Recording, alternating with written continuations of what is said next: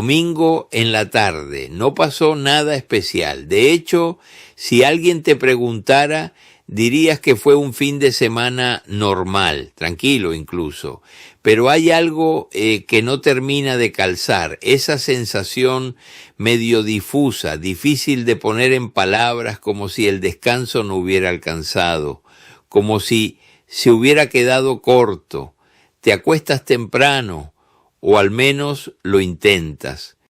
Te dices, ya, hoy sí voy a dormir bien. Apagas la luz, cierras los ojos, duermes 7 horas, a veces 8. Y aún así, el lunes en la mañana, cuando suena la alarma, hay algo raro. No es exactamente sueño, no es tristeza. Es más bien una sensación corporal como pesada, como si no hubieras salido nunca del trabajo. Y ahí, casi sin darte cuenta, aparece una explicación automática. Debo estar durmiendo mal, estoy desordenado, necesito organizarme mejor. Y la verdad es que suena lógico, tiene sentido, pero al mismo tiempo hay algo que no encaja del todo, porque el problema no siempre es cuánto duermes. A veces el problema es que, aunque duermas, no logras recuperarte, y eso es otra historia. Si uno se detiene un momento, lo que muchas personas están tratando de decir no es tengo sueño. Es algo más incómodo, más difícil de explicar. Duermo, pero no descanso. Paro, pero no vuelvo a ser el mismo. Y es una diferencia sutil, pero importante, porque descansar no es solo para recuperarse, es volver a tu punto de partida.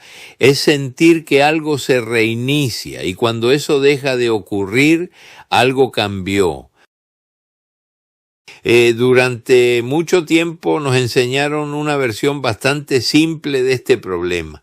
Si estás agotado, entonces duerme mejor, haz ejercicio, ordénate, pon límites, respira un poco. Y sí, todo eso puede ayudar, no es falso, pero hay momentos en que esa explicación empieza a quedarse corta.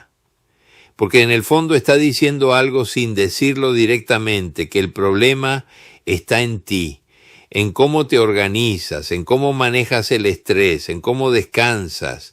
Y es que no siempre es así. Porque cuando uno empieza a escuchar con más atención lo que le pasa a la gente, aparece otro patrón, personas que terminan la jornada, pero no terminan realmente, que cierran el computador, pero la cabeza sigue abierta, que se acuestan, pero algo queda pendiente. A veces es un correo, a veces una conversación, a veces ni siquiera es algo concreto.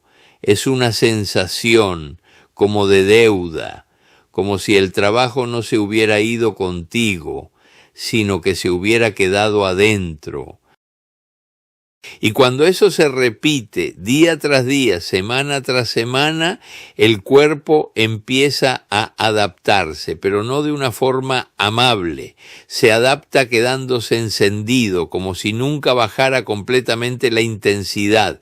En clínica esto se ve bastante. El sistema nervioso deja de alternar bien entre estar en alerta y estar en reposo. Se queda, por decirlo de alguna manera, en un punto intermedio o incluso más cerca de la alerta, como si siguieras en turno, aunque ya estés en tu casa. Y claro, te acuestas, duermes, pero el cuerpo no se apaga del todo y entonces el sueño ocurre, pero no alcanza, no repara completamente.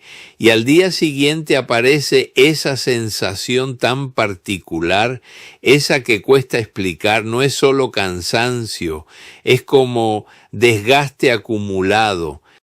Si uno lo mira como una secuencia, y esto ayuda bastante a entenderlo, pasa algo así. Primero hay una exposición constante, trabajo exigente, presión, tiempos ajustados, cosas que nunca terminan del todo. Después el cuerpo empieza a activarse más de lo habitual. Se anticipa, se prepara, se mantiene alerta.